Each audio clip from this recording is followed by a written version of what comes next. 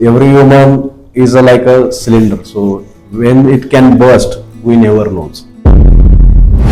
Loss बद्दल सुरक्षितता आहे पुरुषांसाठी, पण जेव्हा त्याचं एक्झिक्युशनची वेळ येते तेव्हा तिथं काही नाही. मॅरिटल डिस्प्युट्स मध्ये बघितलं गेलं तर मुलीचे जे पॅरेंट्स असतात त्यांनी जास्त ढवळाढवळ केली तर तो संसार ब्रेक होण्यासाठी काहीच वेळ लागत नाही. पण पैशा व्यतिरिक्त एखाद्या महिलेने पुरुषाला हरॅस करण्याचा तुम्हाला काय मोटिव्ह आतापर्यंत जाणवलाय? एडवोकेट्स को कैसे लेना है आपको, तो या फिर अगर एडवोकेट मिल ही नहीं रहा तो आप खुद भी कैसे फाइट कर सकते हो, क्योंकि ये फैमिली कोर्ट केसेस हैं, दिस इज लीगली अलाउड कि आप अपना केस खुद से भी लड़ सकते हो. आपण शिखर धवनच्या ह्याच्यामध्ये पाहिलं की त्याची एक्स वाईफ होती पॉवर, ती तर त्याच्या मुलाला भेटूच देत नाही त्याला, म्हणजे आपण असं अज्युम करू, म्हणजे आपण मीडियामध्ये तसे रिपोर्ट्स आहेत बेसिकली. तर असे पण केसेस तुम्ही पाहिलेत? मेन्स राईट्सचा तर मोटिव्ह हा नाही की मेन्स वर्सेस वुमन करा आणि देशाला डिवाइड करा.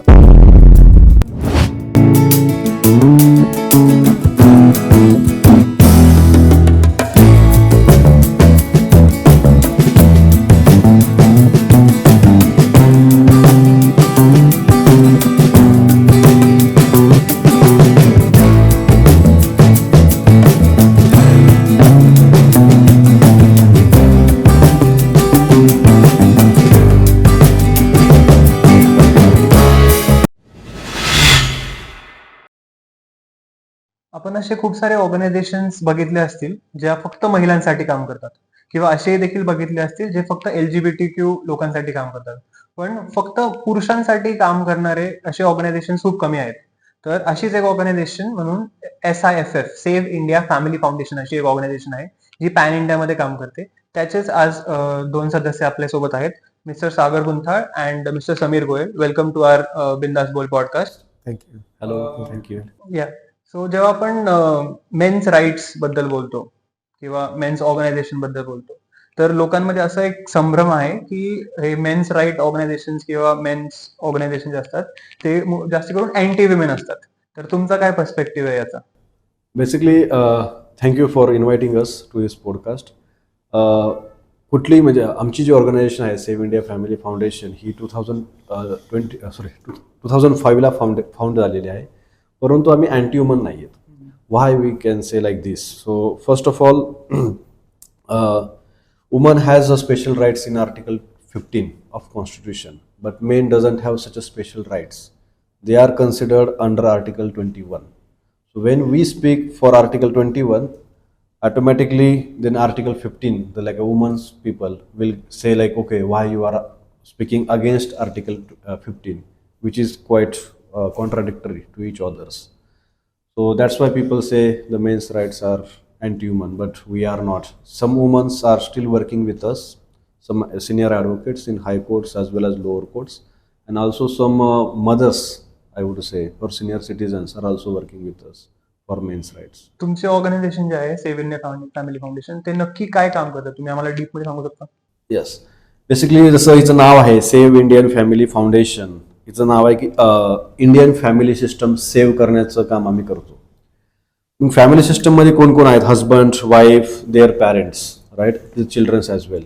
We would like to keep them united. This is firstly our main target, and that's why we are doing this kind of activisms. But now the people who are having a disputes in the family system, they coming to us. For example, mostly the husbands, okay, because complete law system is against him, and then he is in depression, trying to do the suicides. Then he has no any other option left. Then he approaches to us, understand, because nobody is listening to him in this entire judiciary system. So we are the one who listens him first, understands what's his concerns, problems, and then give him a suggestion how to fight these false cases from the wife, which made him like to harass his family system and himself as well. That's our main motive. So we would like to save this each and every member of the family to be safeguard, okay, not to do any suicide. तुम्ही जे म्हटलं की तुम्ही म्हणजे जे cases आहे वगैरे तुम्ही ते help करता लोकांना लढण्यासाठी, तर तुम्ही आम्हाला एक्झाम्पल देऊ शकता काही जे तुम्ही हेल्प केलंय? मुळात लोक तुमच्याकडे काय प्रकारची तक्रार घेऊन येतात, काय प्रॉब्लेम्स असतात त्यांचे? Okay fine. सो मी तुम्हाला एक साधं सिम्पल एक्झाम्पल देतो.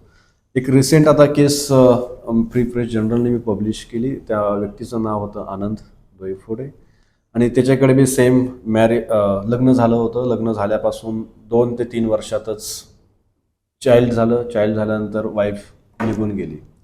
वाईफ निघून गेल्यानंतर पुन्हा हॅरॅसमेंटसाठी म्हणजे केसेस फाईल केल्या. एकतर तू वेगळा राहा, नाहीतर मी तुला केस फाईल करते. तिने केस फाईल केली बिकॉज नवराही राहू शकत नाही वडील जे असतात आई वडील वृद्ध लोकांपासून. तर त्यामुळे ती म्हणली मी केस फाईल केली. तर केस फाईल झाल्या. बॅटल हा चालला 3 वर्ष. 3 वर्षानंतर असा आता रिझल्ट आला आहे की त्याला त्याची rape case as well as IPC 377 मधून हायकोर्टमधून मुक्तता झाली. हे सगळं झालं कशामुळं, तर त्याने आमच्यासोबत कनेक्ट झाला ऑन टाईम. सेकंड की ओके आता हा लिगल बॅटल कसा सॉल्व्ह करायचा. देन आमच्याकडे बी काही एक्सपर्ट्स आहेत like Sameer Goyal, also some experts जे नागपूरला आहेत स्टेटेड. त्यांनी जी केस अंडरस्टँड केली आणि वेगवेगळ्या प्रकारे गायडन्स दिल्यामुळे त्याचे कमी पैशात ते ॲक्विटल झालेलं आहे. तर फर्स्ट ऑफ ऑल त्याचे सर्व फॅमिली मेंबर्स ॲक्विटल झाले. सेकंड त्यानं सुसाईड केली नाही जो करणार होता. तर हे 2 बेसिकली फायदे आहेत ह्या केसमध्ये. म्हणजे मोस्टली तुमच्याकडे जे व्यक्ती येतात किंवा पुरुष येतात त्यांचे असे केसेस असतात की वाईफ फॉल्स केस त्यांच्यावरती फर्स्ट ऑफ ऑल फाईल करते किंवा Harassment, harassment, women's harassment against. Harassment किंवा फॉल्स रेप केसेस असतात. ह्या टाईपचे केसेस घेऊन तुमच्याकडे येतात. अजून कुठले केसेस असतात? डावरी वगैरे फॉल्स फॉल्स डावरी बेसिकली म्हणता येईल मला मिसयूज ऑफ वुमन्स लॉ. ठीक आहे, जे काय लॉज आहेत, डावरी आहे, false 498 case, false rape case, false 377, also false molestation cases, okay 354 IPC. तर हे सर्व जे केसेस होतात बेसिकली ते पुरुषांवरच होतात ऑफकोर्स. तर ते पुरुष आमच्याकडे अप्रोच करतात. यांचा काय रोल असतो याच्यामध्ये? हमारा ऐसा है कि हम लोग दो बेसिकली 2 काम करते हैं. एक तो है हमारा लोगों को जागरूक करना लॉज के प्रति या फिर जैसे अभी क्या करना है अगर कुछ इशू होता है या फिर किन चीज़ों का ध्यान रखना है. दूसरा है अगर कोई बंदे के पास कोई ऐसा केस आता है तो उसको कैसे लीगल फाइट में हेल्प करना है, साइकोलॉजिकली भी उसको स्ट्रांग बनाना है, उसको बताना है कि इन चीज़ों से ज़्यादा डरना नहीं है, या जो चीज़ है उसको कैसे लीगली टैकल करना है, सिस्टम के साथ कैसे बात करनी है लोगों को. क्योंकि लोगों को पुलिस स्टेशन से डर लगता है और लोगों को पता भी नहीं है कि पुलिस के साथ कैसे बिहेव करना है, कोर्ट में जाकर कैसे बिहेव करना है. उसकी ट्रेनिंग हम लोग काफ़ी हद तक देते हैं ताकि जैसे पुलिस में जाना है तो वो काफ़ी डरा हुआ होगा, कैसे बात करेगा. कई बार अग्रेसिवनेस भी ज़्यादा होती है, फिर वो पुलिस ने अगर कुछ बोला तो फिर वो सुसाइड की तरफ भी भागता है. तो उसको एक बार अनेबल करते हैं कि कैसे आप बातचीत करो सिस्टम के साथ, सिस्टम के लोगों के साथ, ऑफिसर्स के साथ कैसे बात करना. वो धीरे धीरे सीख जाता है कैसे एप्लीकेशंस लगानी है. कोई FIR आई है तो आपको उनसे क्या मांगना है पुलिस से. जैसे हम लोगों ने 41A का जो नोटिस है, जैसे सुप्रीम कोर्ट की गाइडलाइंस आई, वो ठीक से फॉलो हो पुलिस स्टेशन में, उसके लिए भी हम लोगों को बताते हैं कि आप फॉलो करवाओ तब आप जाओ. क्योंकि बिना डॉक्यूमेंटेशन के फिर वो ज़्यादा हरासमेंट डबल लेवल पे हो रही है. प्लस करप्शन, वो करप्शन के बेस पे बहुत ज़्यादा हरासमेंट्स इन सिस्टम्स के अंदर आ जाती है. तो इस चीज़ को क्लब करने के लिए हम लोगों का क्या है, हम लोगों की ट्रेनिंग्स होती है, बेसिक सेशंस, जूम कॉल्स भी रखते हैं, फिजिकल मीटिंग्स होती हैं, लोगों के साथ पर्सनल 1-to-1 ऑन कॉल्स भी टॉक्स होती हैं. ये हम लोग करते हैं उनके साथ. मैं 6 साल से जुड़ा हुआ हूँ, 6-6.5 साल से सेव इंडियन फैमिली फाउंडेशन के साथ जुड़ा हुआ हूँ. तो इसी उसमें किसी इंसान को प्रॉब्लम आती है तो वो हमारे पास आता है, तो उसके साथ काउंसलिंग करते हैं हम लोग उनकी. तो जब जैसे आप बोले काउंसलिंग करते हो, तो ऐसे कितने लोग आपके पास आते हैं जो गेट ड्रिवन टू सुसाइड? हमारे पास अगर सिर्फ पुणे लेवल पे देखो तो हर हफ्ते में 3 या 4 लोग तो हमारे पास आ ही जाते हैं. हर हफ्ते का ऑन एवरेज है. और हमारे पास 20 से 25 काउंसलर हैं पुणे के, जो कि ऑन रोटेशन ये लोग देखते हैं कौन किस रीजन का है और कौन सा कैसे बिहेव करता है. जैसे मैं IT फील्ड से हूँ तो कोई बंदा दूसरी फील्ड से है तो हम लोग उसको अकॉर्डिंगली राउट करते हैं ताकि उसकी अंडरस्टैंडिंग ज़्यादा अच्छी रहे. और आपका प्रोसीजर कैसा रहता है? मान लो कोई व्यक्ति आपके पास आया, मुझे हरेसमेंट, अप्रोच कैसे करते हैं हाँ. आपको? हमारा एक हेल्पलाइन नंबर है और हमारा वेबसाइट है. तो वेबसाइट के थ्रू या फिर हेल्पलाइन के थ्रू हमारे को कांटेक्ट कर सकते हैं. हेल्पलाइन होगा तो फिर हम लोग उसको बताते हैं कि आप ये ग्रुप है, हमारे टेलीग्राम और व्हाट्सएप के ग्रुप्स हैं, आप लोग वहाँ ज्वाइन करो। हमारी एक एप्लीकेशन भी है जिसके अंदर आप ऐड हो सकते हैं, उसके अंदर क्वेरीज भी रेस कर सकते हैं। तो कोई बंदा हमें कांटेक्ट करता है थ्रू हेल्पलाइन या फिर व्हाट्सएप के थ्रू, उसको हम लोग लिस्ट ऑफ काउंसलर्स देते हैं, तो वो उस लिस्ट ऑफ काउंसलर्स में से वो अपने काउंसलर्स को अपने रीजन के हिसाब से कॉल या मैसेज करके अपॉइंटमेंट ले सकता है। उसके बाद वो अपॉइंटमेंट के बाद उससे बात की जाती है, फिर उसको और फर्दर डिस्कशन होता है, उसको बताया जाता है कि अभी इंस्टेंटली क्या करना है, और फिर आगे धीरे धीरे करके हम उसकी ट्रेनिंग देते हैं। ओके. एक महिलेचं ज्या वेळेला एखाद्या पुरुषाकडनं हॅरॅसमेंट होती किंवा तिला त्रास दिला जातो, त्यावेळेसची कारणं प्रत्येकाला समजून येतात. पण पुरुषाच्या बाबतीत थोडंसं एक पर्टिक्युलर कारण वाटतं सगळ्यांना, की जर एखादी महिला पुरुषाला हॅरॅस करत असेल, तर तिला कदाचित त्या पुरुषाकडनं पैसे हवे असतात किंवा अन्य काही कारणे असू शकतात.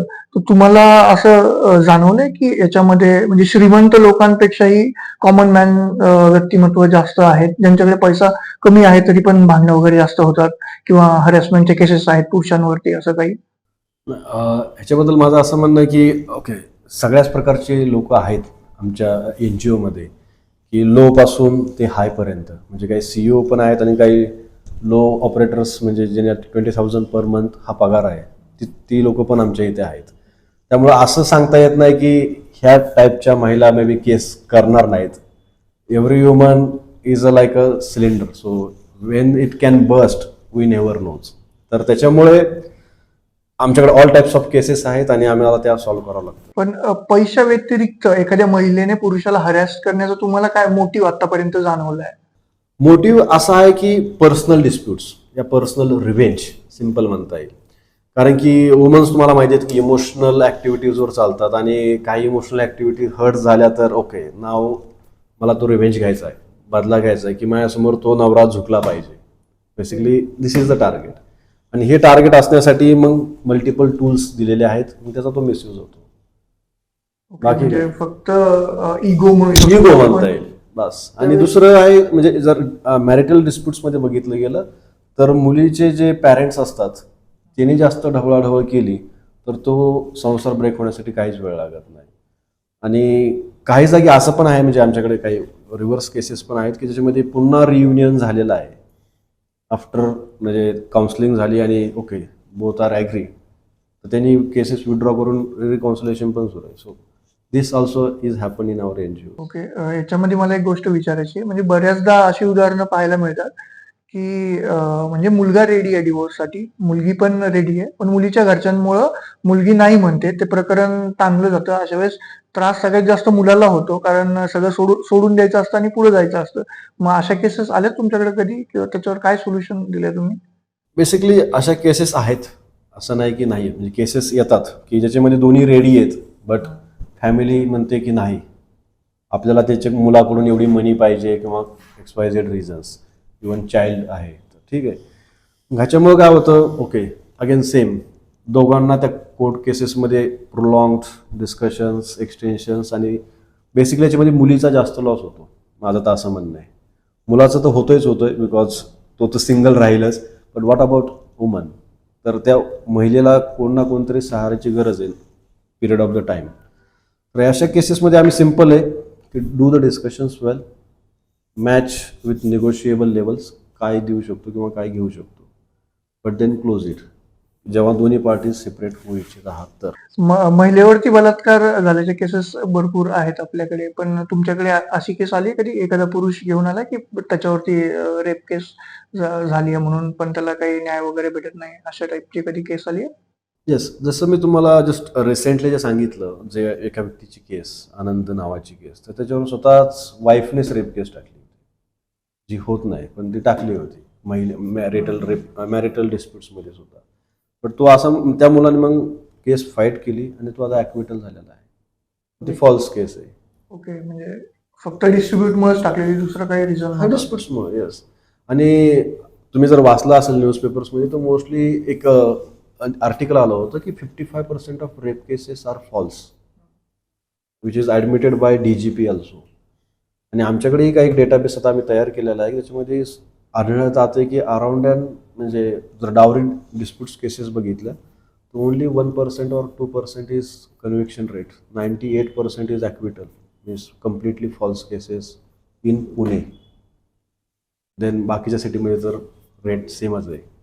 आप कोई एग्जांपल दे सकते हमारे पास कुछ ऐसे लोग भी हैं जो शादीशुदा नहीं है, उनके भी कुछ केसेस ऐसे आए हैं हमारे पास कि वो ज्वाइन हुए हैं सेव इंडियन फैमिली फाउंडेशन में, जो कि हरास थे थ्रू देयर वर्क एनवायरनमेंट, या फिर जिम जाते हैं तो उसके बाद जैसे हम लोग आम में सुनते हैं कि लड़कियों को तंग करते हैं लड़के, जिम में हो गया, ओपन एरियाज या फिर वर्क ऑफिस प्लेसेस में हो गया.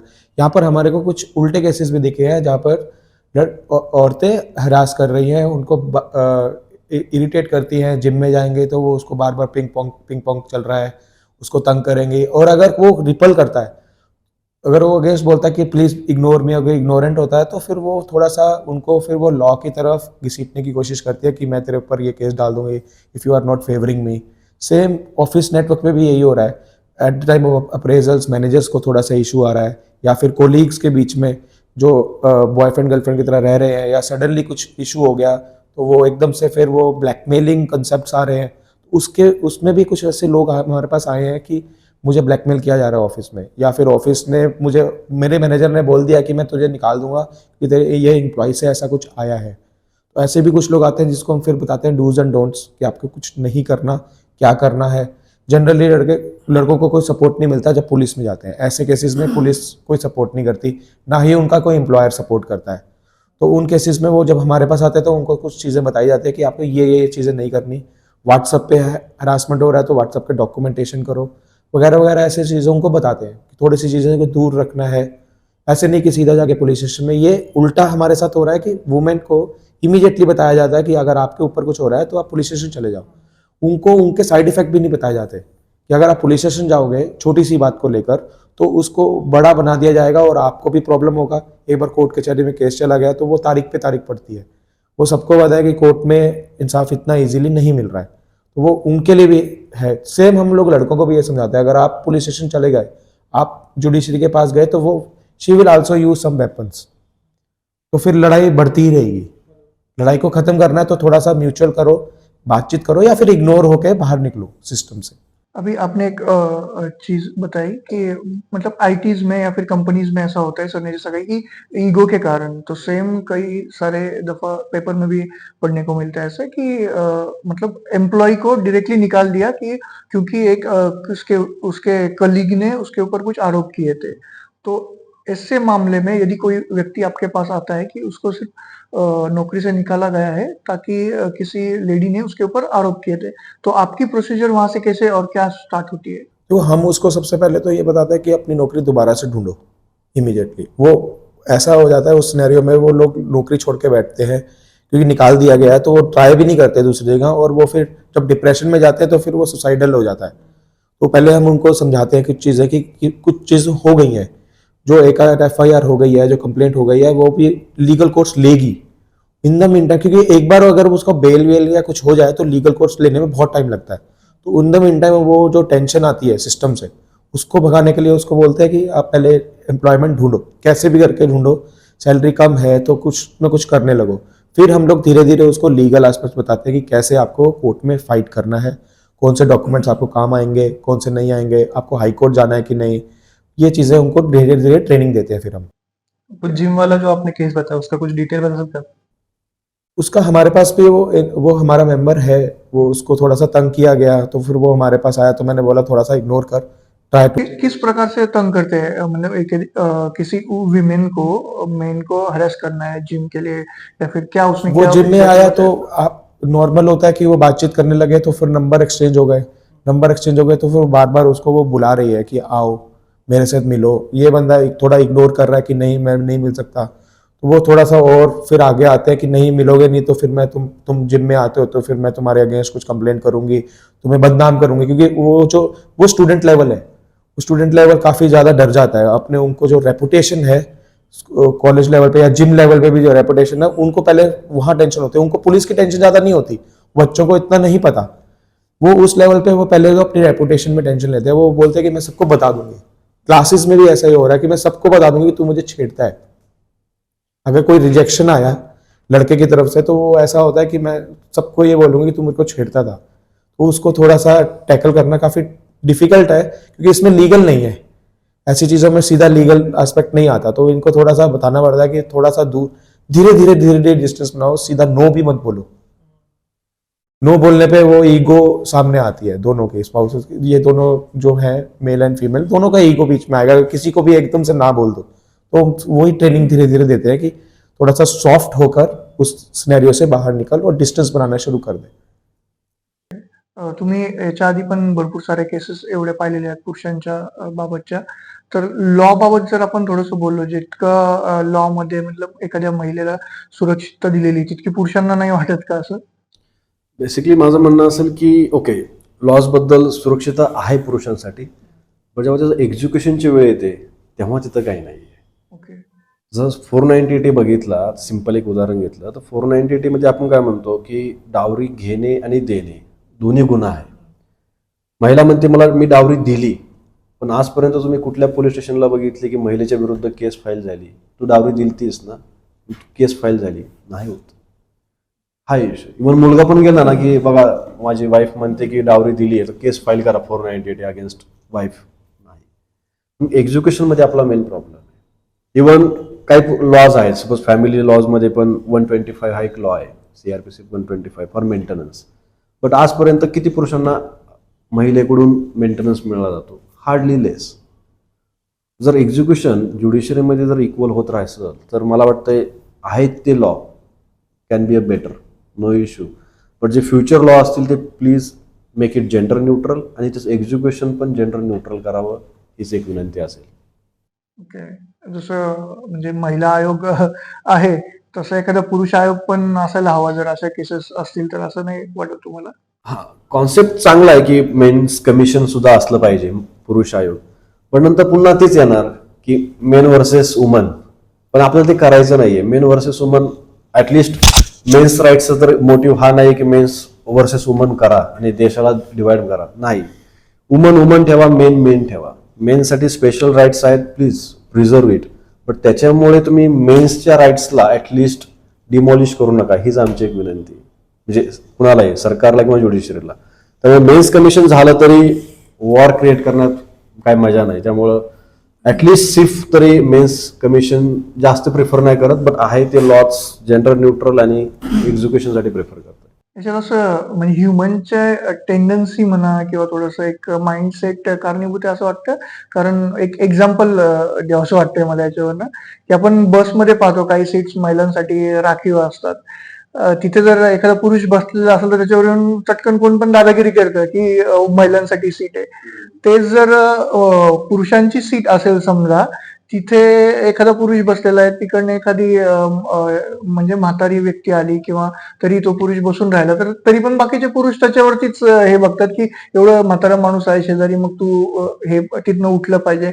त्यावेळेला एखाद्या महिला सीटवरती बसलेल्या महिलेला असं नाही वाटत की महिला सीट आहे तर आपण तिथं रिप्लेस व्हावं. हा एक माइंडसेटचा पण थोडासा गेम असं वाटतं. बेसिकली तेच मला जे म्हणलो मी की लॉज हे लॉ साईडला चांगले आहेत, पण जेव्हा एक्झिक्युशन येतं तिथं माइंडसेटच आहे ना. एक्झिक्युशन कोण करतंय? आपल्यासारखेच माणसं, जज पण आपल्यासारखेच माणसं, पोलीस पण आपल्यासारखेच आहेत. तुम्ही जर साधा माणूस म्हणजे पुरुष जर पोलीस स्टेशनला गेला, जस्ट राईट अ कंप्लेंट, तुम्ही पोलिसांचं बिहेवियर बघा त्या माणसाच्या विरोधात, पूर्ण वेगळं असेल. पहिले त्याची FIR होणारच नाही, होतच नाही. तुम्ही कितीही काय कोशिश करा, FIR झाली तर काही नाही होणार त्या केसमध्ये, हे पण आहे. तर आणि शेवटी तुम्ही जसं सांगितलं, जसं बसचं एक उदाहरण आहे किंवा कुठेही जा तुम्ही, रेल्वे जा, बस, ट्रान्सपोर्ट मीडियम, महिलांना जे ट्रीटमेंट असते ते स्पेशल ट्रीटमेंट होते, आवाज, सॉफ्टनेस, एव्हरीथिंग. बट तोच पुरुष आला, मग तो कसाही असेल, इव्हन डिसेबल पण असेल तरी त्याला ती ट्रीटमेंट मिळत नाही जी महिलांना मिळते. तर ओव्हरऑल जेव्हा माइंडसेट बदलेल तेव्हा ह्या गोष्टी बदलतील. इव्हन आता काही केसेस आहेत की दिल्लीमध्ये तुम्ही जर बघितले असताल, इंस्टाग्राम रील्सवर बघतात की पुरुष जागा देत नाहीत गर्भवती महिलांना, असो इव्हन असतात जिथे गरज आहे. मग हे काय झालं? हे महिलांमुळे झालं की ज्यांनी तुम्ही मिसयूज करताय, पुरुष प्रस्थापित झाले आणि मग दुसरे काय करणार? मग जेव्हा तुम्हाला खरीच गरज असेल तेव्हा तो पुरुष तुम्हाला मदत करणार नाही. त्यामुळं महिलांना पण विनंती असेल की तुम्ही पुरुषांना मदत करा, पुरुष तुम्हाला जरूर कुठे ना कुठेतरी मदत करणारच. हे आपण तुम्ही मगाशी फॉल्स केस बद्दल बऱ्याचशा म्हणलात. पण आपण जसं आधी उल्लेख केला मी, की महिलेवरती रेप केस झाली हे सगळ्यांना मान्य होतं. पुरुषांवरती रेप केस होतात असे पुरुषही म्हणतात. पण ते खरंच फक्त नावापुरतं असतं का खरंच तसं हॅरेसमेंट मध्ये होतं बरं? तुमचा अनुभव काय सांगतो? कोथरूडमध्ये एका पुरुषाने जस्ट रिसेंटली एक केस फाईल केली हं. की एक लॉयर होती बाई, तर तिने त्याच्याशी संबंध बनवले, म्हणजे Yes, yes, yes. Family friend अशी झाली हो, ती हो. फर्स्ट टाइम, आणि मग तिने संबंध हा, बनवले हा, की हा. त्याला नॉर्थ साइडला कुठेतरी हम्म, घेऊन गेली, आणि मग त्याच्या ड्रिंक मध्ये काहीतरी तिने स्पाइक केलं, हम्म, आणि हम्म, हम्म. आणि मग त्याच्यावरती तिने पैसे वगैरे मागे लागले, असे खूप मोठी केस झाली ती. येस. आणि ही केस मी बघितली रिसेंटली पण, आणि ही केस अशी नाही की ती एकदा झाली, मे बी मल्टिपल पुरुषांसोबत पण ती झाली. पण शेवटी झालं काय? काहीच नाही ना. ती महिलेला जेल झाली का नाही माहीत नाही. त्यामुळे हेच म्हणतो, एक्झिक्युशन जेव्हा होतं ना, होत नाही, त्या महिलेला अटक होत नाही. इव्हन पुणे डिलिव्हरी बॉयची केस जर तुम्हाला रिसेंटली आठवत असेल, 2 फ्रेंड आहेत, जसे यांनी सांगितले जिमची केस, जस्ट फ्रेंड आहेत ते चांगले, आणि तो मुलगा आला असेल घरी, तिनं बोलवला म्हणून, काय झाला असेल, राग आला तिला कशामुळे तरी, आणि त्याच्यावर डिलिव्हरी बॉय म्हणून रेपची केस फाईल केली. आता ओके, त्या मुलाचं नाव झालं नाही, पण जर झालं असतं पेपरमध्ये तर त्याला ऑफकोर्स जॉबमधून काढला गेला असता, अटक तर झालीच असती, पण ती झाली नाही. नंतर पोलिसांनी शोधलं की ही फॉल्स रेप केस आहे. त्या महिलेवर काय झालं? काहीच नाही. फॉल्स केस APC 211च्या आधारे त्याला अटक झाली का? नाही. जस्ट त्यांनी NC फाईल केली आणि विषय क्लोज. मग इथं जर फॉल्स केसमध्ये अरेस्ट होत गेली महिलांना, तर शुअरली महिला सुद्धा घाबरतील फॉल्स केस करण्यासाठी. तर हे जर पोलिसांनी केलं तर फॉल्स केसचा नंबर ड्रॉप होईल, आणि ज्या खऱ्याच महिला असतील ना, ज्यांना त्रास होतोय, त्यांना न्याय मिळेल.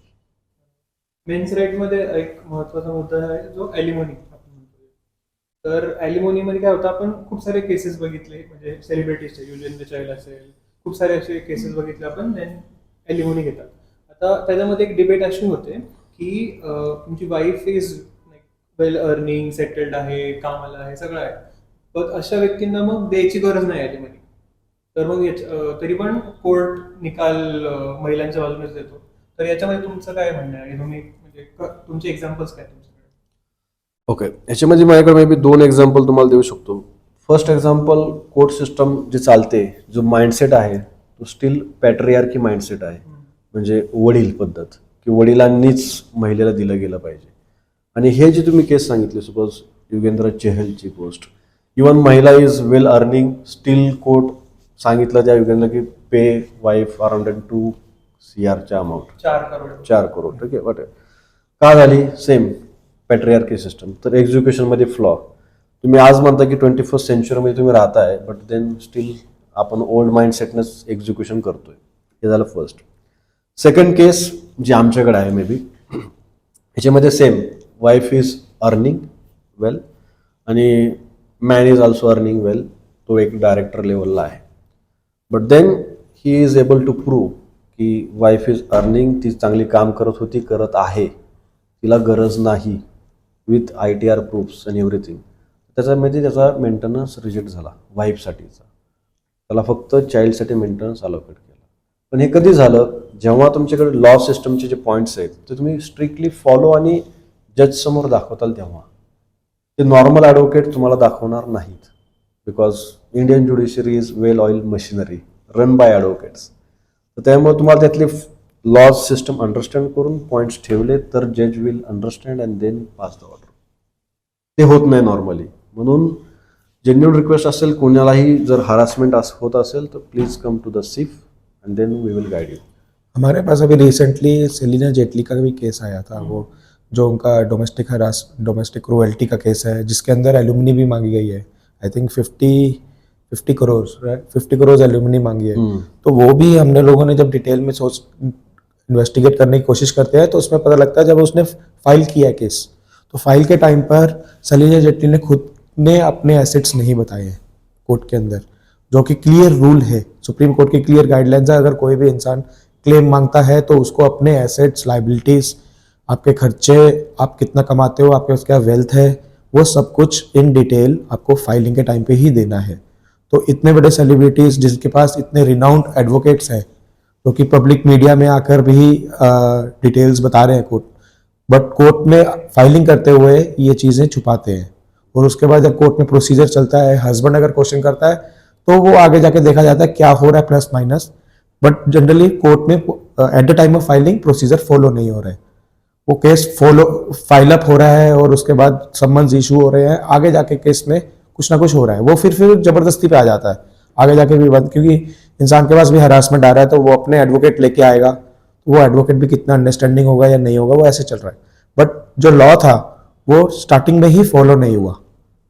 वो हम लोगों का ट्राई यही है कि लॉ फॉलो हो, ईच प्रोसेस जो है स्टेप्स पे लॉ प्रॉपरली फॉलो हो, चाहे वो कोर्ट हो चाहे वो पुलिस स्टेशन हो। अगर वो फॉलो होगा तो जितने एग्जिस्टिंग लॉज हैं वो दोनों दोनों के लिए, औरत हो या मर्द हो, दोनों के लिए एनफ है। चाहे वो अगर रेप केस है तो उसके लिए भी लॉज बहुत अच्छे हैं, स्ट्रॉन्ग लॉज हैं, बट उनको फॉलो नहीं किया जाता। पुलिस स्टेशन पे इन्वेस्टिगेशन प्रॉपर नहीं हो रही, तभी वो एक्यूटल या फिर वो बेल मिल जाती है। क्योंकि पुलिस सिस्टम में हम लोगों ने खुद ही देखे हैं क्रिमिनल केसेस भी, जो हीनियस क्राइम वाले क्रिमिनल केसेस हैं, हम लोग क्योंकि कोर्ट्स में घूमते रहते हैं, हमने वो सुने हैं। पुलिस वाले वहां खड़े होकर कुछ भी नहीं बोलते, उनसे जज पूछता है why are you objecting the bail, उनके पास कुछ जवाब ही नहीं होता। वो कुछ बोलते हैं क्योंकि उन्होंने इन्वेस्टिगेशन ही टाइम पे नहीं की होती, या कुछ किया नहीं होता, कुछ में उसमें फ्लॉज होते हैं, मेडिकल रिपोर्ट्स प्रॉपर नहीं होती, तो इस वजह से वो क्रिटिकल जो हीनियस क्राइम्स है वो उसमें भी फिर वो इशू आता है, फिर वो पब्लिक मीडिया में आकर अगेंस्ट दी बनता है कि लॉ और स्ट्रिंजेंट करो। बट कोई ये नहीं देखता कि लॉज जो बन रहे हैं वो ठीक थे, उनको एग्जीक्यूट ही नहीं ठीक से किया गया, पुलिस सिस्टम या उनको फाइल्स को देखा ही नहीं गया ठीक से, उसकी वजह से ना औरतों को इंसाफ मिल रहा है ना मर्दों को इंसाफ मिल रहा है। खूप इंटरेस्टिंग काम आहे तुमचं तसं. पण याची सुरुवात नेमकी कुठल्या कारणामुळे झाली? तुम्ही कसं काय याच्याकडे वळलात बरं? काय झालं असं नेमकं? याची सुरुवात झाली बेसिकली 2005 मध्ये. त्याचे को फाउंडर आहेत अनिल मूर्ती आणि दुसरे आहेत पांडुरंग कट्टी आणि प्रेसिडेंट आहेत राजेश वखारे, जे नागपूर बेस्ड आहेत. तर बेसिकली या तिघांच्यावर बी अशा केसेस झाल्या आणि ते फॉर्च्युनेटली एका कोर्टात भेटले आणि तिथे मैत्री झाली आणि त्यांनी ठरवलं की आपल्याला आपण जसे फाईट करतो डिस्कस करू, तसं हे आपलं डिस्कशन कुणाला तरी इम्पॉर्टंट व्हावं. आणि तेव्हा ती 2005 मध्ये ह्या फाउंडेशनची तयारी झाली आणि तेव्हापासून ही NGO काम करत आहे. आमच्याकडे जे सर्व सदस्य आहेत बेसिकली हे असेच हेल्पलाईनमधून आम्हाला अप्रोच करतात, कनेक्ट राहतात आणि नंतर आम्ही दर महिन्याला ॲटलिस्ट पुणे सिटीमध्ये किंवा बाकीच्या मेजर सिटीजमध्ये सुद्धा प्रोग्राम करतो to create awareness about men's rights. Also जे इम्पॉर्टंट इव्हेंट्स आहेत लाईक अतुल सुभाष झाली आमची इथली एक केस, ठीक आहे. सेकंड होती म्हणजे men's day celebration, father's day celebration. आम्ही हे सर्व सेलिब्रेशन मेजर सिटीजमध्ये करतो. दुसरा जो एक मुद्दा आहे ॲलिमनीचा आहे, दुसरा एक मुद्दा आहे की चाइल्ड कस्टडी. तर चाइल्ड कस्टडीमध्ये असं होतं की जो फादर आहे त्याच्या अगेन्स्ट जाती केस म्हणून काय होतं की मदर जे आहे त्याला भेटूच देत नाही. आपण शिखर धवनच्या ह्याच्यामध्ये पाहिलं की त्याची जी एक्स वाईफ होती ती तर त्याच्या मुलाला भेटूच देत नाही त्याला, म्हणजे आपण असं अज्युम करू, म्हणजे आपण मीडियामध्ये तसे रिपोर्ट्स आहेत बेसिकली. तर असे पण केसेस तुम्ही पाहिलेत? हाँ, चाइल्ड कस्टडी का भी सेम इशू है। अगर आप देखोगे तो लॉ के अंदर तो चाइल्ड को फादर के पास काफ़ी सारे राइट्स हैं। लॉ के अंदर जो मेल चाइल्ड है अबव 5 इयर्स तो उसकी custody by default he father के पास आती है। बट लॉ को फिर से वही है कि इम्प्लीमेंट नहीं हो रहा। कोर्ट्स के अंदर जब वाइफ वो बच्चे को उठा के ले जाएगी तो वो बच्चे के पास रहेगा, तो फिर उसके बाद कोर्ट भी बहुत ढीली तरह चलता है। वो इतना डेट्स पे एक डेट की जगह एक डेट में वो 3-3 महीने की डेट डल रही होंगी उनके केसेस के अंदर, तो वो एक इंसान धीरे धीरे उम्मीद ही छोड़ देता है कोर्ट सिस्टम से। फॉर जो विजिटेशन मिल रही है तो वो भी ऐसा है कि जैसे फादर एक गेस्ट हो, 1 घंटे के लिए मिल रहा है, उसमें भी बहुत सारे कंटेम्प्ट हो जाते हैं।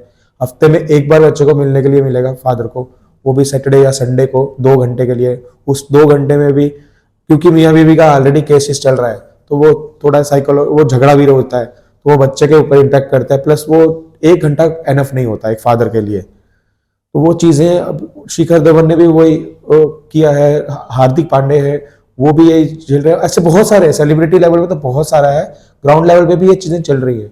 जो डेट्स हैं जैसे मेंटेनेंस का केस का डेट है वो हर 15 दिन बाद कोर्ट में डेट आएगा, बट जो चाइल्ड कस्टडी अगर फादर ने डाला है उसका 2-2, 3-3 महीने की डेट्स मिलेंगी, उस पर कार्रवाई बहुत ढीली तरह चलेगी। तो वो वेलफेयर ऑफ द चाइल्ड काफ़ी पीछे रह जाता है इन चीज़ों में, फादर्स को सुना ही नहीं जाता। लॉ है, लॉ बना हुआ है प्रॉपर, और शेयर पेरेंटिंग बल्कि सुप्रीम कोर्ट की भी कुछ गाइडलाइंस हैं शेयर पेरेंटिंग को लेकर। नीचे कर्नाटका हाई कोर्ट ने बहुत अच्छा गाइडलाइन दिया हुआ है कि दोनों को इक्वल टाइम दिया जाए, छुट्टियां हैं तो 90 डेज या 120 डेज तक बच्चा फादर के पास रहेगा।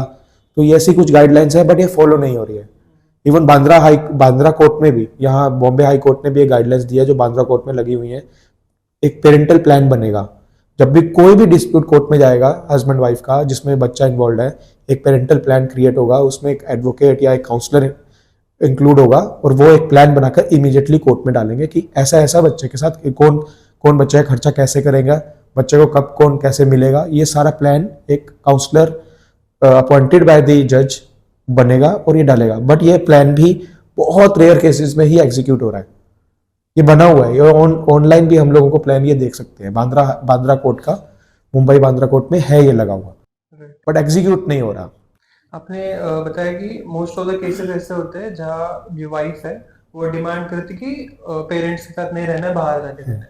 ऐसे केसेस आपने देखे जहाँ पे हस्बैंड जो है वो न्यूक्लियर मतलब अलग रहता है वाइफ के साथ, वाइफ और उसके चाइल्ड के साथ, and then the case has settled, ऐसे हुआ है कभी? ये केसेस जब इंसान कोई पुलिस स्टेशन में चले जाता है ना, तो वो केस सेटलमेंट की प्रोबेबिलिटी हमारे पास आता है, प्रोबेबिलिटी काफी कम हो जाती है। मतलब 1 या 2% ही रह जाता है, क्योंकि वो जो पुलिस हरासमेंट है और जो कोर्ट हरासमेंट शुरू होती है ना, तो वो फिर वो इरिवोकेबल हो जाता है। अब वो बैक नहीं जा सकता, क्योंकि जो टाइप ऑफ एलिगेशन लगती है वो डाइजेस्टिबल नहीं होती, वो ना ही लड़के के लिए डाइजेस्टिबल होती है ना ही लड़के की फैमिली के लिए होती है। तो ये फिर वो रिपेयर वर्क होना बहुत डिफिकल्ट होता है। अगर किसी केस में हमारे पास देखा है कि वो साथ में रहने लग गए, दोबारा से आके रहने लगे हैं, कुछ जो इश्यूज थे छोटे मोटे वो खत्म हो गए, रहने लगे, बट वो तब तक हो पाता है जब तक पुलिस में केस या FIR लॉन्च ना हो। उसमें तो बहुत ज्यादा परसेंटेज है, जहां तक पुलिस में नहीं गए, डिस्प्यूट हुआ है, थोड़ा सा ही चल रहा है गर्मा गर्मी, वहां पर तो इमीडिएटली रिजोल्व हुए हैं केसेस। पर जहां पर पुलिस में चला गया या कोर्ट के अंदर चला गया, क्योंकि वो जो फाइल है, हम लोगों ने जो एलिगेशंस देखे हैं, वो एलिगेशन मोस्ट ऑफ द 80% तो सेम ही रहते हैं, वो कॉपी पेस्ट करे जाते हैं, बट वो एलिगेशंस सामने वाले को साइकोलॉजिकली इतना वीक करते हैं ना कि ये तो हुआ ही नहीं था, ऐसा ऐसा था, मैं तो इतना अच्छा बिहेव करता था। तो वो जो कॉपी पेस्ट है, तो उसमें वो फाइट वॉर बढ़ जाती है, फिर वो रिपेयर नहीं होता। अतुल सुभाष भी SIF के मेंबर थे, राइट? सो आप उसके केस के बारे में कुछ डिटेल में बता सकते हैं? अतुल सुभाष का वो हमारा काफी सीनियर मेंबर भी था, वो ही वाज ज्वाइंट लाइक 2021 में वो ज्वाइंट थे हमारे साथ। उनके काफ़ी सारे, मैंने भी उनके कोर्ट के केसेस की डिटेल्स देखी थी। तो ही वॉज वेरी प्रोमिनेंट, वो एक AI इंजीनियर थे, काफ़ी ज़्यादा मतलब टेक्निकली उनको नॉलेज था, और प्लस उनके पास एक और चीज़ थी कि वो रेगुलरली सिर्फ की मीटिंग, सिर्फ की जूम कॉल्स हमारे साथ कनेक्टेड रहते थे। और he was also a first level counsellor, वो इस लेवल पे थे। तो वो काउंसलर भी थे? यस, क्योंकि हमारे 6-8 महीने के बाद हम भी उम्मीद रखते हैं कि जब जो बंदा जुड़ा हुआ है वो काफ़ी नॉलेज ले लिया है कि he can also become a counsellor. तो हम लोगों के काउंसलर्स भी ऐसे ही विक्टिम से बनते रहते हैं। तो वो he was also a counsellor and he was also involved in helping us in making our website improving our website, क्योंकि वो AI यूज़ कर रहे थे और भी बहुत चीज़ें उन्होंने की, हमारे लॉग इन लॉग आउट्स, ये वो चीज़ें, कुछ वेबसाइट के अंदर या व्हाट्सएप के अंदर बोट्स बनाना, ऐसी चीज़ों में अतुल सुभाष ने बहुत हेल्प किया था हमें। तो हुआ क्या कि उनका जो केस था, बहुत सारे लीगल एस्पेक्ट थे जिसके अंदर फ्लॉज गए, और वो बताते रहे, क्योंकि वो खुद भी काउंसलर थे। जब उन्होंने कोर्ट के अंदर कोशिश किया, but court was like a wall, वो पिंग तो करते थे बट उधर से कुछ रिप्लाई नहीं आ रहा था, और उधर से पूरा का पूरा हरासमेंट, प्लस वो बेंगलोर में रह रहे हैं और उनके केसेस तो थे, वो एक रिमोट एरिया में थे, आई थिंक जबलपुर, यूपी में यूपी में थे, जौनपुर, आई थिंक जौनपुर में थे। और वो वाइफ भी उस एरिया में नहीं रहती थी, वाइफ का सिर्फ होम टाउन था, वाइफ वाज इधर रिजाइडिंग इन बेंगलोर और वो गुड़गांव में थी, ठीक है। तो वो उसने केसेस डाले ऐसी जगह पे जहाँ पर वो लोकल कोर्ट्स होते हैं, तो वहाँ पर उनकी हरासमेंट बहुत ज़्यादा बढ़ी। जो कोर्ट्स के फ्लॉज थे, एफिडेविट्स लेके आना है, ये मैंने उनके खुद के एफिडेविट्स देखे हैं। वाइफ ने कोई ढंग से एफिडेविट नहीं भरा था, 1 पेजर एफिडेविट में लिख दिया कि आई एम अर्निंग, उसने सिर्फ ये लिखा कि आई एम प्राइवेटली अर्निंग, उसने कंपनी का नाम तक नहीं लिखा था। सैलरी, उसमें सैलरी लिखनी होती है, वहां पर ब्लैंक छोड़ा हुआ था column. And when the Atul Subhash were questioning the court, nothing happened. वो बोल रहे नहीं, तू अपनी सैलरी बता, तू कितना कमाता है। तो फिर उनके एक बार कुछ मेंटेनेंस लगाई थी बच्चे के नाम पे, देन उसकी मेंटेनेंस और बढ़ा दी गई, विजिटेशंस नहीं हो रहा था। उनका सबसे बड़ा एक इशू आया है कि जब वो एप्लीकेशन लगा रहे हैं, उसके बजाय उसके ऊपर उन्हीं पे पेनलाइज हो रहा है, विजिटेशन मांग रहे हैं, because he was in Bangalore, वो जब जाते थे तो विजिटेशन टाइमलाइन पे नहीं मिल रहा है, तो वो हरासमेंट, वो बच्चे वाला हरासमेंट थोड़ा उनको और ज़्यादा हिट किया। फिर उनका मेंटेनेंस काफ़ी हाई लेवल पे लग गया, इंक्लूडिंग दी वाइफ, जो कि इक्वली अर्निंग थी, ऑलमोस्ट इक्वली अर्निंग पे थी वो, उसके बाद भी लगा। तो इस वजह से वो साइकोलॉजिकली काफ़ी वीक हुए। हम लोगों के साथ कनेक्टेड थे, बट ऐसा बिहेव नहीं होता था कि वो कुछ ऐसा एक्सट्रीम स्टेप लेंगे, but sometimes because of the judiciary ये स्टेप्स लिए जा रहे हैं लोगों के द्वारा, कि वो सिस्टम में नहीं हो रहा, तो वो बंदे का उम्मीद ही छूट जाता है कि अब मैं क्या करूं।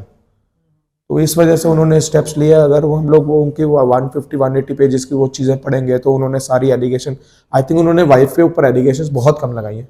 अगर हम ध्यान से उसको समझेंगे तो his allegation was most on the system rather than his wife. Wife was part of that system, वो सिर्फ यूज कर रही थी उस सिस्टम को, और वो सिस्टम उसको एनकरेज कर रहा था ये चीज़ें करने के लिए, बट वो जस्ट सिस्टम से फाइट करते करते वो ही टुक दैट ड्रास्टिक स्टेप। हमने मतलब के जो केसेस हमें पता है जो मीडिया में आते हैं, most of them are from celebrities, Chahal हो गया या Hardik Pandya, even Mohammed Shami for that matter. ऐसे जो केसेस आते हैं वो सेलिब्रिटीज के होते हैं, वो उनके पास इनफ मनी होता है जो चाइल्ड सपोर्ट दे या एलिमोनी दे। पर जो नॉर्मल लोग हैं, जो आप हमारे जैसे जो आईटी में काम करते हैं शायद, या डूइंग नॉर्मल जॉब 9 to 5 वाला जॉब, तो वो कैसे, मतलब हाउ वुड दे टैकल ऐसे केसेस, या एलिमोनी कैसे दे, या चाइल्ड सपोर्ट कैसे दे when they are not earning that much? देखो डिफिकल्ट होता है। हम लोग ऐसे काउंसलिंग भी लोगों को ऐसे देते हैं कि आप थोड़ा स्ट्रांग रहो, how to manage your money, ये इसकी भी काउंसलिंग होती है कि हाउ टू, अगर वो कम पैसे हैं तो आप एडवोकेट कैसे हायर करोगे। For the celebrity level they can easily hire the advocates, उनके लिए वो ज़्यादा इशू नहीं है। तो यहाँ पर जो हमारे पास जो लोग आते हैं उनको एडवोकेट्स हायर करने में थोड़ा इशू आता है, तो उसके लिए हमारे पास कुछ प्रोसीजर्स हैं कि आप एडवोकेट्स में क्या देखो। आप जब बात करते हो तो एडवोकेट से क्या पूछना है, हाउ ही इज़ रिस्पॉन्डिंग, तो उसके ऊपर हम लोग को काफ़ी लंबा ट्रेनिंग देते हैं, एडवोकेट्स को कैसे लेना है आपको। तो या फिर अगर एडवोकेट मिल ही नहीं रहा तो आप खुद भी कैसे फाइट कर सकते हो, क्योंकि ये फैमिली कोर्ट केसेस हैं, दिस इज लीगली अलाउड कि आप अपना केस खुद से भी लड़ सकते हो। अगर नहीं मिलेगा तो आप खुद से भी लड़ सकते हो। अगर एडवोकेट लेना है तो हम बहुत अच्छा ट्रेनिंग देते हैं उनको कि कैसे करना है। जैसे एडवोकेट से बात करो, उसकी फीस स्ट्रक्चर कैसे रहेगी, आपका इतना इनकम नहीं है तो उससे बात करो कि आप पर डेट ही फीस दोगे, वन टाइम नहीं दे पाओगे। इस चीज़ को लेकर जो जब जज जैसे एक्शन होगा कोर्ट में वैसे वैसे मैं फीस दूंगा, उस चीज़ को टैकल करके। Plus age of the advocates को आप ध्यान रखो, मेल है फीमेल है उस चीज़ को थोड़ा सा ध्यान रखना है, कैसा उसका एटीट्यूड है कोर्ट के अंदर, थोड़ा स्टडी करो। उनको हायर करते हो, उनकी आर्ग्यूमेंट्स देखो कोर्ट के अंदर। तो ये सब ट्रेनिंग हम लोग उनको देते हैं ताकि आप अच्छे से केस को लड़ पाओ। सेलिब्रिटीज का क्या होता है ना, उनको यदि डिवोर्स लेना है या फिर अपने पार्टनर से दूर होना है तो वो मनी सेटलमेंट करके निकल जाते हैं डायरेक्टली। बट आपके मतलब देखने में ऐसा कोई सेलिब्रिटी केस आया है मेंस का जिसने अपने वुमेन पार्टनर पे कोई केस डाला हो और जीता हो, किसी भी सेक्टर में, मतलब सिर्फ बॉलीवुड बॉलीवुड में ही नहीं, स्पोर्ट्स बिजनेस। हमारे पास हमारे ही एनजीओ के जो सीनियर थे वो, उनका भी सेपरेट एनजीओज हैं, ही वाज इन बैंगलोर। उनका एक काफ़ी हीटेड केस था जिसके अंदर चाइल्ड कस्टडी इन्वॉल्व थी, तो he won the child custody also. तो वो काफ़ी सेलिब्रिटी लेवल पे केस था, बिकॉज अगर मैं बताऊँ ओपनली तो he was, his wife was now Anil Kumble's wife.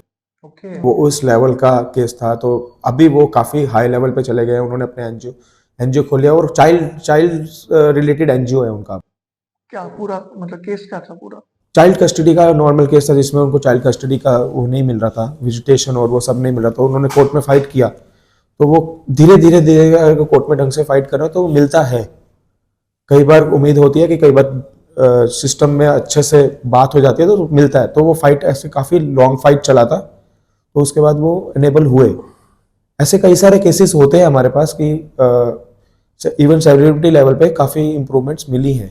अब युजवेंद्र चहल का भी केस अगर देखें हम तो डिमांड बहुत हाई थी, तो अगर वो जो क्लोज हुआ है वो जितना हमें पता है वो बहुत लो लेवल पे क्लोज हुआ है, तो हम उसको एक विन ही मानते हैं। साइकोलॉजिकली विन ही है वो उसमें ये भी नहीं हो सकता कि शी लॉस्ट इट, कि वाइफ जो थी वो हारी है, नहीं हारी नहीं है, वो एक विन है अगर वो दो प्रॉपरली एक सेटलमेंट पे आकर सेटल हो गए। और हमारा सपोज मैं जस्ट एलिमनी के ऊपर थोड़ा ऐड करना चाहता हूँ कि जैसे आपने बोला कि हमारे जैसे लोग, जैसे मीडियम स्किल और मीडियम जनरेशन, कि हम क्या करें, इस एलिमनी को कैसे टैकल करें, तो हमारा एक सिंपल रूल है कि तुमने नो डाउरी नो एलिमनी, तुम उस रूल पे स्टिक रहो। मैं एलिमनी, मैंने डाउरी नहीं लिया है तो मैं एलिमनी भी नहीं दूंगा। This is the mindset. अब ये माइंडसेट जब तुम खुद के अंदर डाल दोगे, जिस कोर्ट में जाओगे, then your behaviour also change. आप उस तरीके से जज के साथ बात भी कर सकते हो एंड देन प्रूव इट कि मैंने दिया नहीं तो मैं करूँगा, दूंगा नहीं, क्योंकि वो वुमन अर्निंग है, कैपेबल है, इंडिपेंडेंट है, तो she can do by her self. तो ये माइंडसेट आपको ड्राइव करेगा कि एलिमनी देना नहीं है। और कुछ केसेस है कि इधर एलिमनी वाइफ से मिला भी है, okay, not high but low, at least 10-20,000 खुद के अकाउंट, मतलब हस्बैंड के अकाउंट में भी मिले। तो उस माइंडसेट से जाओगे तो surely you don't need to pay any alimony. India में क्या होता है कि हम, मतलब फॉरेन कंट्रीज या यूएस में कैसा होता है कि they sign a pact before marriage, right? Prenatal जो होता है वो, प्रीनप्शुअल एग्रीमेंट जो होता है वो पहले साइन कर देते हैं। तो इंडिया में ऐसा नहीं होता, we don't sign any agreement in the marriage. So आपको लगता है कि ऐसा होना चाहिए इंडिया में? हम लोगों ने इस चीज़ को ज़्यादा सीरियसली लिया भी नहीं एज अ एनजीओ हमने प्री नेप्चुअल को, क्योंकि फिर से वही है कि हम लोग कर रहे हैं एग्जीक्यूशन पे अपनी मेहनत। अगर प्री नेप्चुअल होगा भी, ये चीज़ें तो बहुत ज़्यादा क्लियर है कि डाउरी भी प्रूव नहीं होती, तो वो प्री नेप्चुअल एग्रीमेंट को प्रूफ या अनप्रूफ करना भी बहुत डिफिकल्ट है। यहाँ पर बहुत सारे केसेस विल के ऊपर चल रहे हैं कि ट्रू विल है या फॉल्स विल है, तो प्री नेप्चुअल एक और चीज़ आ जाएगी जिसके अंदर एक और केस बन जाएगा। वो फिर से मियाँ बीवी के लिए वो एक और केस है जो वो फाइट कर रहे होंगे अननेसेसरी। तो नंबर ऑफ चीज़ें हम लोग अगर सिस्टम में बढ़ाते रहेंगे तो वो कॉम्प्लेक्सिटी ही बढ़ेगा। हम लोगों का डिमांड था कि एक सिंगल विंडो कोर्ट रहे। क्रिमिनल केस भी अगर हस्बैंड वाइफ के बीच में है तो वो उसी कोर्ट में जाए। जैसे फैमिली कोर्ट्स इवॉल्व हुए थे तो वो क्रिमिनल केस भी फैमिली कोर्ट में ही जाए, कस्टडी केस है फैमिली कोर्ट में जाए, प्रॉपर्टी केस है वो भी उसी कोर्ट में जाए, डाउरी हरासमेंट केस है सेम केस सेम में जाए। बट यहाँ पर क्या हो रहा है, फैमिली कोर्ट भी बन गए और उसके बाद भी क्रिमिनल केस क्रिमिनल कोर्ट में चल रहे हैं। रेप केस अगर हस्बैंड पे लगाया गया है वो भी क्रिमिनलाइजेशन में अलग चल रहा है। सिविल मैटर है दोनों की प्रॉपर्टी का, ज्वाइंट प्रॉपर्टी है या dispute in the other property है, वो भी सेपरेट सिविल कोर्ट में चल रहा है। तो फैमिली कोर्ट सिर्फ दो या तीन केस लेके काम कर रहा है। तो हमारा ऑब्जेक्टिव था कि सारे केसेस एक ही कोर्ट में आए, क्योंकि एक ही पार्टीज के बीच में केसेस हैं और शायद वो इमीडिएटली रिजॉल्व हो जाएंगे। म्यूचुअल एग्रीमेंट्स में तो यही हो रहा है, इमीडिएटली हाई कोर्ट या सुप्रीम कोर्ट या लोकल कोर्ट म्यूचुअल एग्रीमेंट पे सारे केसेस एक बारी में क्वैश कर देता है, तो वो भी सिंगल विंडो पे हो रहा है। लास्ट क्वेश्चन, अभी आपने बताया एलुमनी की हम बात कर रहे थे, तो मान लो किसी बंदे को उसकी वाइफ कैपेबल है, उसको एलुमनी देना नहीं है, तो बाय लॉ वो क्या वे डिसाइड करके काम कर सकता है? आपके एक्सपीरियंस से आप क्या बता सकते हो उसको, ये चीजें आप फॉलो करो? ओके, फर्स्ट ऑफ ऑल मतलब वाइफ अर्निंग है, राइट? हाँ, राइट। वाइफ फुल कैपेबल है, सब चीजें अच्छी है, बट एक हरासमेंट के लिए वो उसके ऊपर ये केस कर रही है, तो उसको देना नहीं है कुछ वाइफ को, तो उस हिसाब से वो क्या वे फॉलो करे? फर्स्ट ऑफ ऑल सपोज वो बंदा हमारे से ज्वाइन हो, ठीक है, ज्वाइन होने के बाद understand the case study, case scenarios क्या है, आपके केस में बच्चा है नहीं है, लड़का है लड़की है, ऑल सिनारियोज, ठीक है। देन बीवी कहाँ रहती है, कहाँ जॉब करती है, आप कहाँ रहते हो, आप क्या जॉब करते हो, देन दोनों का गोल क्या है, फाइनली डिस्प्यूट करके मिलेगा क्या, क्योंकि कौन सा भी डिस्प्यूट तभी जीत या उससे एंड हो सकता है जब विन विन सिनारियो होगा दोनों केस में, वाइफ के केस में और हस्बैंड के केस में। जब तक ये ऊपर नीचे तब तक झगड़ा चलता रहेगा, वाइफ भी नीचे तो भी झगड़ा होगा, ऊपर है तो भी झगड़ा होगा। तो हमारा सिंपल रहता है कि find out the win win case कहाँ है। तुम्हारा लीगल बैटल करो फर्स्ट ऑफ ऑल, तुम्हारे ऊपर क्रिमिनल केसेस है, तुम्हारे ऊपर एलिमनी केसेस है, मेंटेनेंस केस है या चाइल्ड विजिटेशन, ऑल केसेस में तुमको क्या चाहिए फर्स्ट ऑफ ऑल, या उसको क्या चाहिए, दोनों डिवाइड होना है मान लीजिए सपोज। तो डिवाइड मतलब प्रॉपर्टी डिवाइड या मतलब सेपरेशन सेपरेशन होना है, बट हाँ। How much you can pay, husband also needs to think how much I have to pay. Okay, वो एक बार नंबर आ जाए, वाइफ की डिमांड छोड़ दो, वो तो करोड्स में होंगी, but how much he can pay, he has to think on it and how much he can gain from that case. Okay, उसको मतलब फ्रीडम मिलेगा वट एवर, या he is now ready for next marriage और whatever, तो उसको क्या चाहिए, कितने में मिलेगा, then he has to make a decision. And जो उसको हरासमेंट हुआ है उसका भी उसको क्या मिलेगा, रिम्बर्समेंट फ्रॉम वाइफ, ये सब कुछ सपोज मैच होता है align, then they can go for separation. Any case examples that you want to give? कोई एग्जांपल अशी जी तुम्हाला माहिती आहे? हमारा एलुमनी अगर रिड्यूस करना है तो उसके लिए बेसिक है कि आप वाइफ की कैपेबिलिटी प्रूव करो कोर्ट में, शी इज़ अर्निंग और not earning, how much she is earning and how much she is demanding for her expense. अगर आप वो प्रूव कर पाओगे कोर्ट में तो ये काफ़ी ईजी हो जाती है बैटल। बेसिकली वही है, लॉ जो है एग्जैक्टली वो यही बोलता है कि if she is not able to maintain herself then alumni.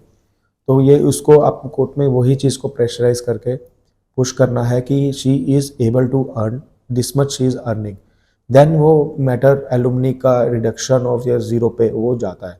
Okay. एक जैसे ने बोला आपने एग्जांपल देने के लिए, तो एक एग्जांपल दे ही देता हूँ रिगार्डिंग एलिमनी। तो एक बंदा है जो हरियाणा से सेम, ठीक है, he is having all types of cases, मतलब वो 498A, DV 125 and also divorce plus child visitation का बाय हस्बैंड, ठीक है। तो 5 types cases, high courts, supreme courts, उस हस्बैंड ने अराउंड 5 साल फाइट किया। Finally the result is wife has paid the alimony of 10,000 to husband, okay, and now they are separated and child is with mother, fine. पण अशामध्ये तुम्हाला वाटत नाही का टाइम खूप जातो माणसांचा? 5 वर्ष म्हणजे खूप वेळ. Correct. So now in this case, I would say the time is the money, surely, which husband has to pay anyhow. But husband यहाँ क्या कर रहा है? तो husband एक खुद की एक रिलैक्स लाइफ भी जी रहा है, बीइंग अ सिंगल, ठीक है। दूसरा है कि he is also doing a social cause, खुद के ऑफिस में भी he is now getting more promoted, तो he is being fully focused. दूसरा है कि हस्बैंड ने सोचा कि मुझे करना क्या है, कि ऐसा नहीं कि बीइंग अ सैड कि मेरी वाइफ नहीं है, नो। तो किसी ने कहा भी है कि बीबी छोड़ के जाना मतलब सौभाग्यशाली, तो उसने वो मान लिया है and enjoy. He is enjoying it. So जो बिखरता है वही निखरता है, तो उसने वो मान लिया और वो उसके ऊपर बिलीव करके जिंदगी सही चल रही है। That's the case. हमारा सेव इंडियन फैमिली फाउंडेशन ये एक कम्युनिटी हमारी वो भी काम करती है जिसके अंदर जिनके केसेस ख़त्म हो गए हैं या फिर उनको हम लोग फ्री मैंस क्लब बोलते हैं, तो वो क्लब भी चलता है जिसके अंदर आप कुछ एक्टिविटीज़ कर रहे हो, कुछ पैशन फॉलो कर रहे हो, बाइकिंग है, यूट्यूबिंग है, या फिर आप घूमते हो कहीं पर, पार्टिंग होती है, एडवेंचर कहीं ना कहीं घूम रहे हैं, या फिर आपको ये भी सिर्फ कुछ अलग men's टाइप के का लिए। नेटवर्क। हाँ, ये पूरा total free men's, yes, free men's का कम्युनिटी है जो कि जिनके केसेस खत्म हो गए तो वो उस कम्युनिटी में ज्वाइन रहते हैं और वो अपने हिसाब से चलते हैं। वो उसमें बहुत सारी चीज़ें पर्सनल लेवल पे भी हेल्प होती है, किसी की जॉब चली गई, जॉब लेना है, किसी के स्किल सेट्स इंप्रूव करने हैं, या कुछ ट्रैवल्स हैं। बेसिकली ये कम्युनिटी में बहुत ज़्यादा हेल्प होता है हमारे ट्रैवल्स पे, क्योंकि हमारे साथ NRI लोग भी जुड़े हुए हैं। तो जब यहाँ से कुछ ट्रैवल करना है, अगर हमें कुछ घूमने जाना है कहीं पर, इवन US, UK, नीदरलैंड्स, तो हमारे पास लोग कनेक्टेड हैं ऑलरेडी कि वहाँ पर जाकर हम लोग वीज़ा के इश्यूज़ हुए, रेजिडेंशियल इशू हुए, कैसे रहना है, तो ये कम्युनिटी काफ़ी हेल्प हो जाती है हमें एक दूसरे की जगह पर रहने का। इंडिया में भी अगर रोमिंग अराउंड करनी है तो काफ़ी ज़्यादा नॉलेज हमें इंटरनली ही मिल जाती है कि यहाँ जाना है तो मैं कैसे करूँ, तो वी हैव समबडी। फिर ये फ्री मेंस क्लब वाले वापस रिलेशनशिप में नहीं आते? वो उनका इंडिविजुअल वो है कि वो चॉइस है कि कुछ चले जाते हैं, कुछ ऐसे भी हैं कि जो वो रिलेशनशिप पे चले गए फिर वो हमारे साथ कनेक्टेड है। मतलब multiple type of people are there. कुछ ने रिलेशनशिप में गए ही नहीं दोबारा, जैसे हमारे हमारे दोनों जो ये हैं co-founders, both are IITians and one is Anil Murthy, he is also an IITian, one is Pandurang Katti, he is IITian plus I am। सो उन लोगों ने रिपीटेडली शादी किया ही नहीं। हमारे जो प्रेसिडेंट है उन्होंने शादी भी कर लिया but still he is connected, he is a legal counsellor. तो ऐसा है कि हमारा it is freedom for all, आपका मर्जी है आपको आगे रिलेशनशिप रखना है नहीं रखना। फ्री मैन रहना चाहते हो तो उसके लिए भी we are encouraging people, both ways you can go out. Thank you very much for giving your time, आणि खूप चांगले स्टोरीज तुम्ही शेअर केल्या. We wish you all the best for your foundation, and we hope you win a lot of cases which are false in nature. Sure. Thank you. Thank you. Thank you so much. Thank you. Bye.